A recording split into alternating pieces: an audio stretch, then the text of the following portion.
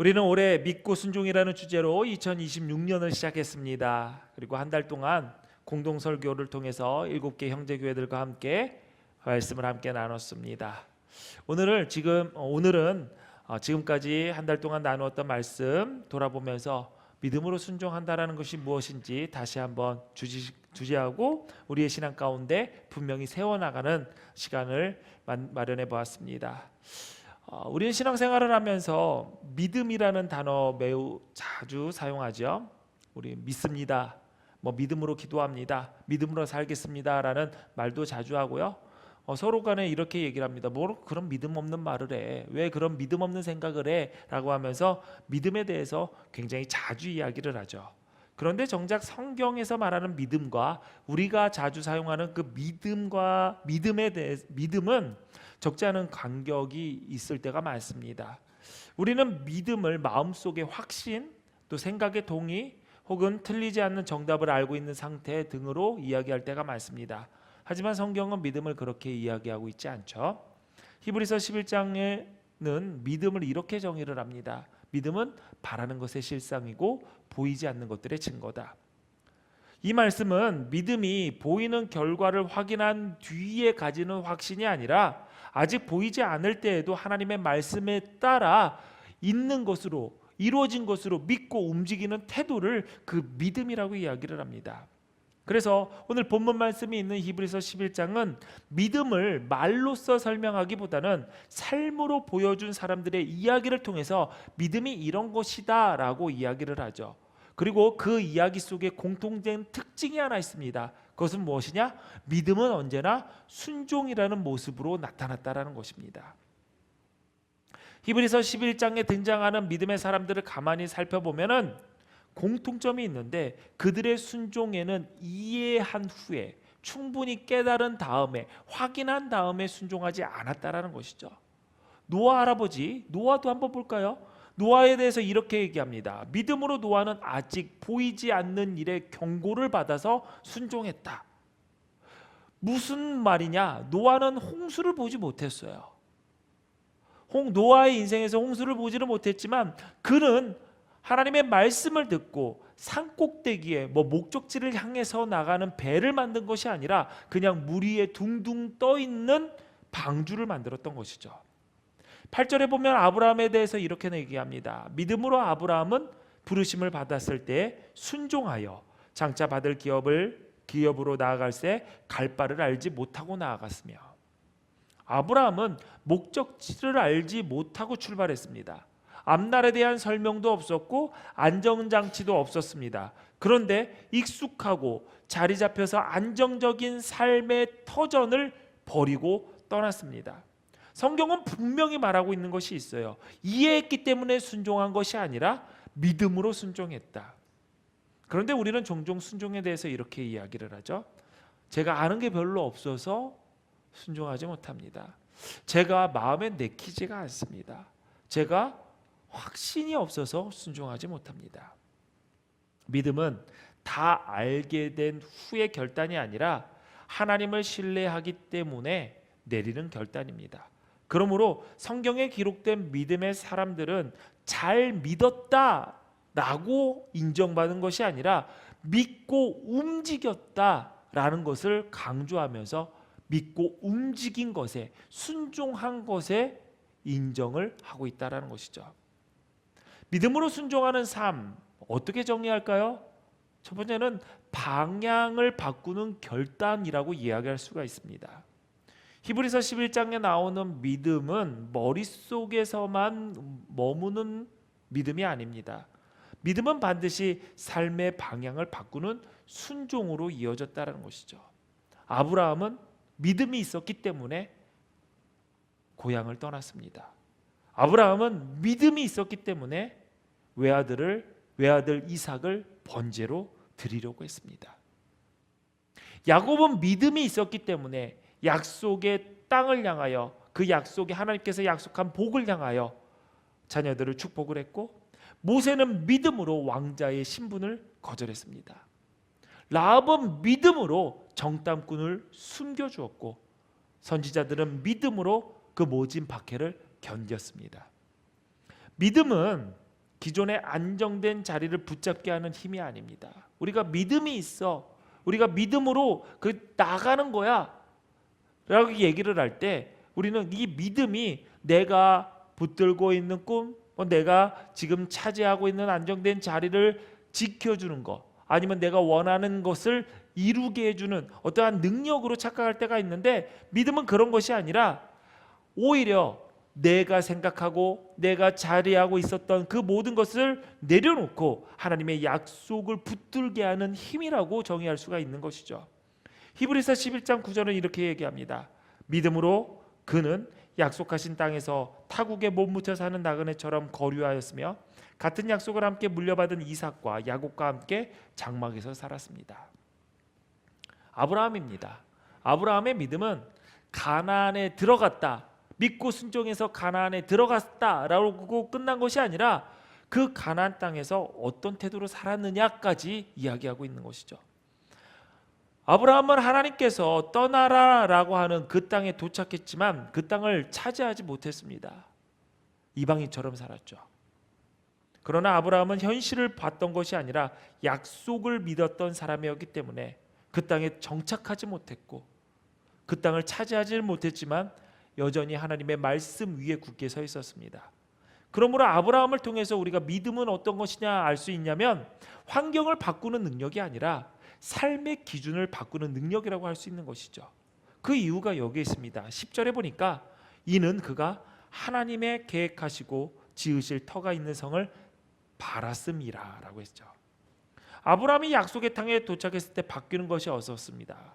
가나안 땅은 오히려 우상의 숭배가 만연했고 그 땅을 차지하고자 했었던 그 땅에 들어갔었던 아브라함에게 우물이나 땅을 내어주는 부족들 아무도 없었습니다. 아브라함은 빈 땅에 들어간 것이 아니라 이미 그곳에 터를 잡고 살아가고 있었던 그 땅에 들어갔던 것이죠. 아브라함은 약속을 받았지만 현실은 여전히 답답했습니다. 믿고 순종해서 그 땅에 도착했지만 바뀌는 것은 아무것도 없었습니다. 그러나 그는 하나님께서 계획하시고 지으실 하나님의 선한 뜻이 있음을 믿었던 것이죠. 그래서 약속의 땅에 도착해서 그 땅에 정착하지 못했어도, 큰 민족을 이루시겠다라는 약속을 받았지만 자식 하나 없는 상황에서도 그는 신실하신 하나님을 믿었고 하나님을 떠나지 않았습니다. 그 약속을 저버리지 않았습니다. 그러므로 믿음이라는 것은 흔들리지 않는 상태라기보다는 오히려 하나님의 약속에서 떠나지 않는 상태라고 할 수 있는 것이죠. 믿음으로 순종하는 길은 어쩌면 눈에 보이는 현실과 보이지 않는 하나님의 약속과 끊임없이 부딪히는 여정이기도 합니다.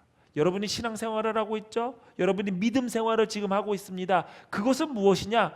보이지 않는 하나님의 뜻과 보이는 현실 속에서의 그 싸움, 내가 어느 것을 선택할 것인가의 영적 전투가 계속 있는 여정이라는 것이죠.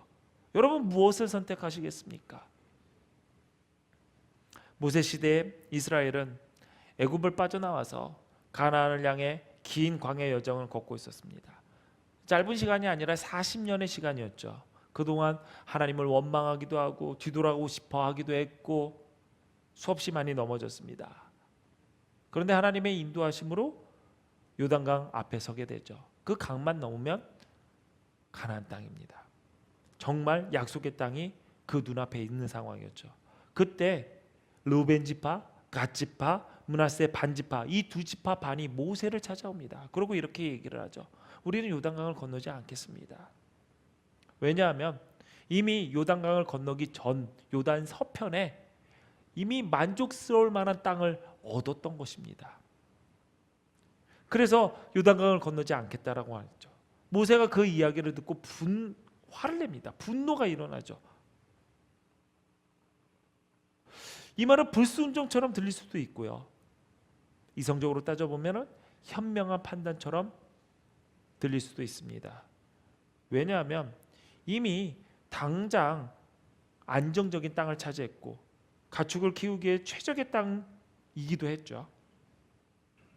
이미 내가 땅을 차지했는데 이미 또 땅을 차지하기 위해서 요단강을 건너서 전쟁을 시작을 한다. 생각을 해보면은 그것은 쉽게 결정할 수 없는 상황입니다. 우리도 이런 상황을 자주 맞이하게 되죠. 하나님의 약속하신 길은 불확실해요. 그런데 지금 이 자리는 안전해 보입니다. 믿음의 결단보다 현실적으로 내가 이 자리에 주저앉았을 때 더 유익이 있다라는 것이 눈에 보입니다. 그럴 때 우리는 우리 스스로에게 이렇게 얘기하죠. 이 정도면 충분하지 않나? 더 위험을 감수하며 하나님의 일을 감당해야 될까? 요단강을 건너기 전에 두 지파 반도 똑같이 그러한 생각을 했던 것이죠. 그런데 공동체의 입장에서는 이것이 절대로 옳은 생각은 아니었습니다. 가나안을 향한 전쟁은 시작도 하지 않았는데 두 지파 반이 빠져버리면 이스라엘 전체가 약해질 수밖에 없는 것이죠. 그래서 모세가 이야기를 합니다. 너희가 여기에서 머물고 가나안을 향한 여정을 너희가 멈춘다면 너희와 함께했던 이 형제들의 마음이 낙심하게 될 것이다. 그렇죠. 지금 으쌰으쌰 화이팅 한번 우리 잘해보자 라고 해도 문제가 될 판에 두 지파 반이나 빠진다라는 것은 12지파에서 두 지파 반을 빠진다면 그것은 이스라엘의 전력에 굉장히 큰 악영향이 미친다는 건 분명한 것입니다. 그런데 타협이 이루어집니다. 가족은 남되 무기를 들 수 있는 장령만 끝까지 전쟁에 참여하겠다. 믿음으로 순종하는 것은 바로 이런 것입니다. 세상에서 가치 있다라고 느껴지는 것을 거절하고 다른 선택을 하는 것이죠. 내가 차지하고 있던 땅에 자리를 잡고 재산을 불리고 안정적인 생활을 할까? 아니면은 함께한 형제들의 마음이 상하지 않도록 하나님께서 약속하신 그 공동체, 그 땅을 차지하기 위해서 내가 이 안정됨을 버리고 하나님의 일에 내가 나의 몸과 모든 것을 드릴 것인가? 이성적인 사람이라면 당연히 나의 안정을, 나의 안전을 먼저 생각할 것입니다. 그런데 믿음으로 순종한 사람들은 세상의 가치와 다른 선택을 합니다. 나의 안전을 내려놓고 하나님의 뜻에 참여합니다. 모세도 마찬가지였죠.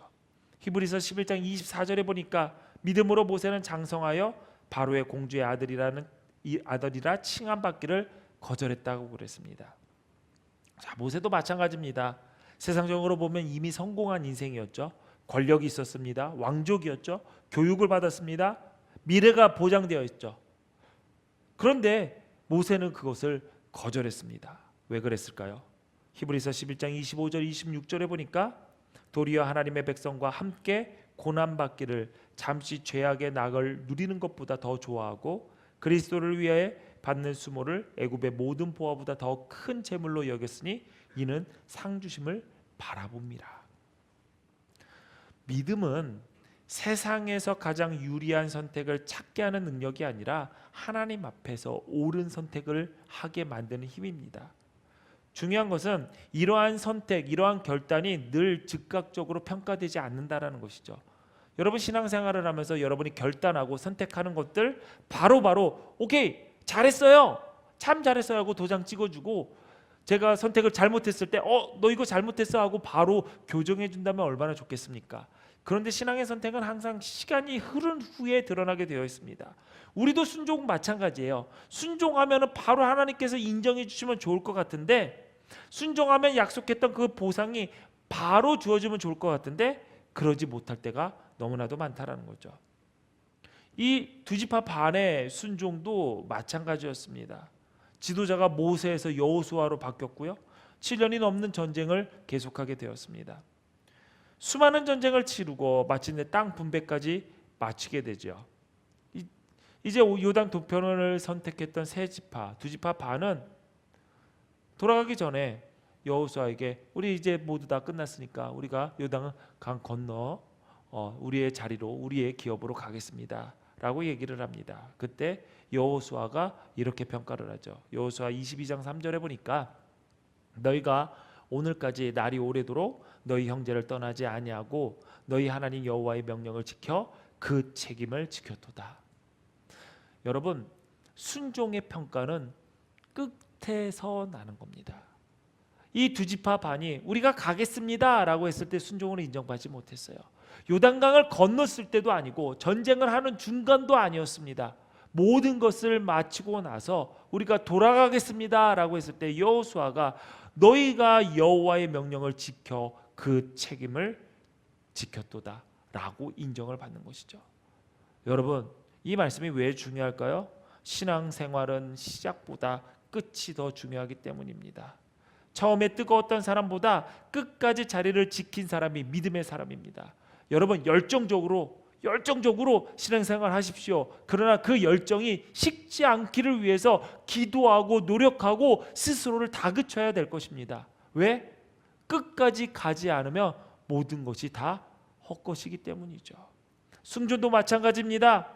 아브라함이 이삭을 바쳤을 때 하나님께서 이제야 너가 나를 경외하는지 나를 사랑하는지 이제야 알겠다라고 인정받았던 그 순간은 이삭을 드리려고 제사 준비를 하고 그 집을 떠났을 때가 아니라, 그 길을 묵묵히 걸어갔을 때가 아니라, 모리아산을 올라갔을 때가 아니라, 제단을 쌓고 이삭을 묶어서 그 단 위에 올렸을 때가 아니라, 그 자신의 아들의 이삭의 심장에 그 칼을 꽂으려고 들었을 때, 꽂으려고 했을 때 여호와의 사자가 그만, 아브라함아 아브라함아 라고 이제야 내가 나를 경외하는 줄 알겠다라고 했습니다. 여러분, 인정받고 싶습니까? 끝까지 가십시오. 끝까지 충성하시고 끝까지 신앙의 본이 되고 끝까지 믿음을 지켜서 천국까지 들어가십시오. 그제서야 인정하는 것입니다. 여러분, 여러분의 이제 배우자 있는 분들, 그리고 뭐 자녀, 부모 모든 관계, 우리는 인간과의 관계가 있죠. 부부간에 보면은 배우자 말을 잘 듣는 분들이 있어요. 뭐 하라고 하면은 다 하는 사람들이 있고요. 뭐 하라고 하면은 죽어라 안 하는 사람들도 있죠. 일단은 뭐 하라고 하면은 다 하는 사람들은 왜 그럴까요? 순종적이어서? 아니면은 인품이 좋아서? 아니에요. 사랑하기 때문에 하는 거예요. 아니에요. 다들 죽어라고 말 안 듣나요? 씻고 자라고 하면 그냥 자버리고, 이라도 닦고 자 그러면은 그냥 물로 헹구고 그냥 자고 그러나요? 그런 분들이 계실지 모르겠는데, 말 죽어라 안 듣는 분들이 있다면 그렇게 하세요. 뭐냐면 내가 더 사랑받고 있다, 상대방이 나를 더 사랑해 준다, 뭔가 감동이 안 되나 봐요. 앞으로 사랑에 대해서 좀 연습을 해보시고, 지금 이제 우리 청소년들은 이게 무슨 얘기야 이렇게 하겠는데, 여러분, 부모를 사랑하면 부모의 말에 순종하게 되어 있고요. 왜 이런 말이 있죠. 자식 이기는 부모 없다라고 그러잖아요. 왜 그럴까요? 자식이 힘이 세서요? 자식이 승질이 들어서요? 아니에요. 부모가 더 사랑하기 때문에 자식한테 늘 져주는 거예요. 그래서 우리는 이렇게 생각을 해요. 사랑을 하면 순종할 수 있다. 근데 성경은 반대로 이야기를 하죠. 여호수아 22장 5절에 보니까 이런 말씀을 합니다. 오직 너희는 여호와의 종 모세가 너희에게 명령한 명령과 율법을 반드시 행하여 너희 하나님 여호와를 사랑하며, 여기서 보니까 명령을 지켜서 여호와를 사랑하라고 얘기했고요. 그의 모든 길로 행하여 그의 계명을 행하며 그의 계명을 지켜서 그에게 친근히 하고, 하나님과 친해지려면 그 계명을 지키라는 거예요. 그리고 그를 섬기려면 너의 마음을 다하고 뜻을 다하라 라고 얘기를 합니다. 순종이 사랑을 낳는다라는 것이죠. 자연스럽지 않고 억지처럼 느껴집니다. 사랑해야지 그 말을 따르지, 어떻게 사랑하지도 않는데 그의 말을 따르다가 사랑할 수 있겠느냐? 억지스럽고 억지스럽죠. 자연스럽지 않습니다. 왜 그럴까요? 죄로 인해서 하나님을 떠난 인간은 자연스럽게 하나님을 사랑할 능력이 없어요. 그래서 신앙생활은 언제나 부자연스럽습니다. 여러분, 신앙생활이 자연스럽고 편하다라고 느끼는 사람들은 무딘 사람일 가능성이 많아요. 예민한 사람들은 아니어도 정상적인 사람들이라면 하나님 사랑하는 거 쉽지 않고요. 성령이 하나 되게 하신 공동체에서 하나됨을 힘써 지키는 거 쉽지 않고요. 마음을 다하여 뜻을 다하여 하나님 섬기는 거 쉽지 않습니다. 다 부자연스러운 거예요. 그래서 여러분 신앙생활을 할 때 왜 이렇게 불편하냐? 그게 당연한 것입니다. 왜? 죄로 인해서 하나님을 떠난 인간은 자연스럽게 하나님을 사랑할 수가 없게 되는 거예요. 이 예를 한번 들어볼까요? 순종하면서 사랑한다. 여러분, 아이들에게 처음 악기를 가르칠 때 보통 아이들이 저 이거 하고 싶어요 라고 얘기를 합니다. 이거 대부분 호기심 때문에 그렇죠. 피아노를 배울 때도 하나씩 치면은 똥똥똥똥 거리고 재밌죠. 예. 바이올린을 하면 얼마나 재밌어요. 비벼대면은 낑깡낑깡 소리 내고요. 얼마 전에 바이올린을 시작한 7살짜리 아이가 바이올린을 제가 딱 줬어요. 줬더니 그걸 보면서 비벼대는 거야. 그냥 그러면서 노래를 불러요. 낑깡 낑깡 하면서 정말 낑깡낑깡 거리더라고요. 그런데 그 재밌죠. 소리 나고. 그런데 이 호기심이 금방 끝납니다. 처음에만 재밌어하고 시간이 지나면 지겹죠. 재미없어요. 손가락 아프고 재미없습니다. 모르시는 분들은 이런 말을 하실 때가 있어요. 드럼을 치면 스트레스 풀릴 것 같다. 여러분 드럼 치면 얼마나 신나요. 두구두구두구두구두구 칭 얼마나 신날 것 같아요. 그래서 이렇게 얘기해요. 드럼을 우리 자녀들한테 가르치는데 공부하다가 스트레스를 받으면 드럼 치면서 스트레스 풀라고 드럼을 가르친다라고 하는데 제가요 드럼을 많이 가르쳐 봤는데 처음에 가르치면요 애들 대부분 이렇게 합니다. 막 치다가 으씨 하면서 막 쳐요. 왜? 사지가 자기 맘대로 이게 내 손이 아니라는 거를 분명히 내 몸에 붙어 있지만 내 생각대로 안 움직이거든요. 스트레스가 받아요. 스트레스 받죠. 드럼 치면 스트레스를 많이 쌓이게 됩니다. 근데 어느 순간 스트레스가 딱 풀릴 때가 있어요. 어떨 때일까요? 잘 치면 스트레스가 풀립니다. 모든 악기도 그래요. 잘하면은 스트레스가 풀려요. 못하면은 스트레스가 받죠. 치고 싶은데 피아노도 이 곡을 치고 싶은데 안 되면은 스트레스 받고요. 내가 원하는 소리가 안 나면은 스트레스 받습니다. 그런데 모든 악기가 똑같아요. 어려움과 지겨움의 단계를 넘어서고 멈추지 않고 꾸준히 연습하고 그 단계를 넘어설 때 어느 순간 박자와 음정을 가지고 놀게 되고 그때부터 음악을 즐기게 됩니다. 하는 게 재밌어지죠. 신앙생활도 마찬가지예요. 순종이 먼저고 사랑이 나중이란 말이 마찬가지죠. 뭔가 먼저 해봐야지 그 다음에 맛을 알게 되는 거죠. 예배도 마찬가지입니다. 예배가 처음부터 은혜롭고 처음부터 감격스러운 게 어디 있습니까? 어색하죠. 재미없죠. 예배가 늘 은혜롭기 때문에 예배의 자리에 나오는 것이 아닙니다. 나오다 보니 하나님이 주시는 은혜를 경험하게 되는 것이죠.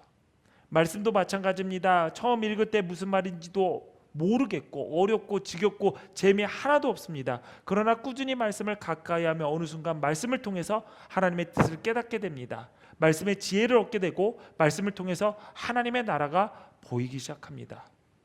말씀이 은혜가 되고 그럴 때는 누가 시키지 않아도 오히려 말씀을 가까이 하게 되죠. 찬양도 마찬가지예요.